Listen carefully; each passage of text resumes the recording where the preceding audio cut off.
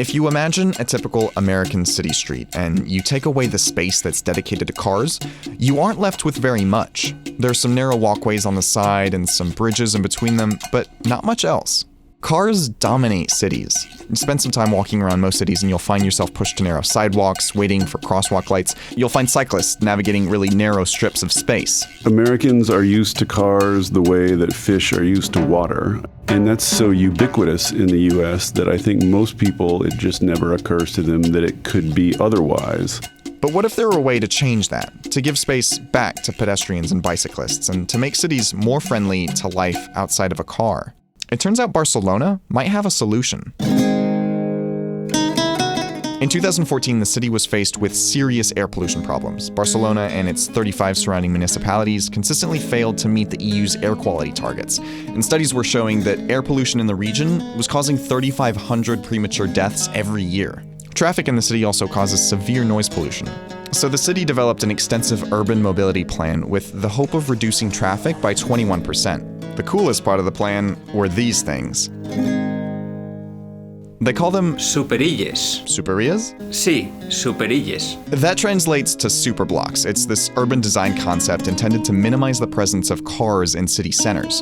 The word superblock has been used before to describe huge city blocks without any passageways for cars, but that's not what's happening here. So here's how Barcelona's plan works.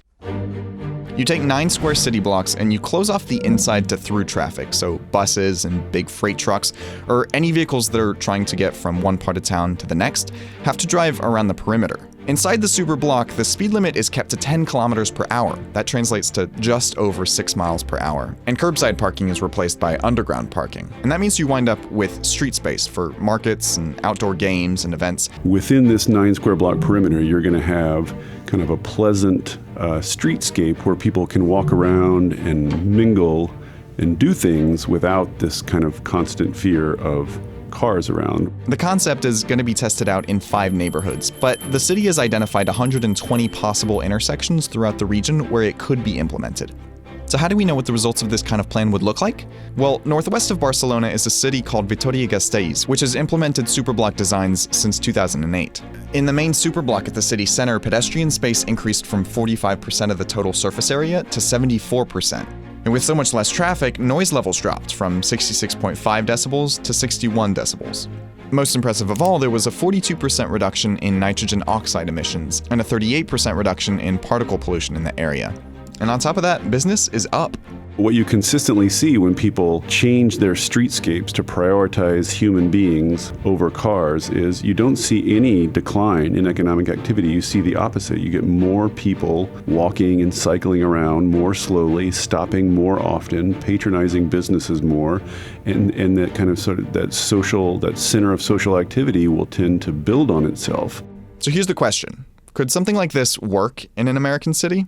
Barcelona has some unique advantages getting started on this plan in that a lot of it was built before cars and a lot of it was built on a simple grid. The district of Eixample, which is where the superblock plan is based, was designed in 1859 in this repetitive grid structure by this guy, Ildefons Cerdà. He basically invented the word for and the study of urbanization when he laid out this grid plan for Barcelona that evenly distributed resources like schools and hospitals.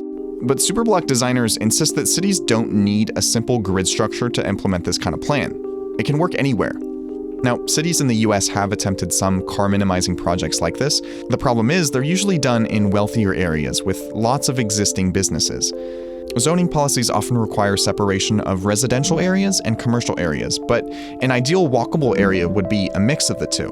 On top of that, zoning minimums on parking availability encourage the presence of cars and parking lots, and minimums on street width make for really wide, unwalkable streets. And because of that, walkable districts are basically isolated luxury items in the US. What makes the Barcelona plan different is that they aren't setting aside one fancy neighborhood or town square to make pedestrian friendly. Instead, by proposing superblocks throughout the entire city, they've declared car-free spaces a right for everybody, no matter what part of town they're in.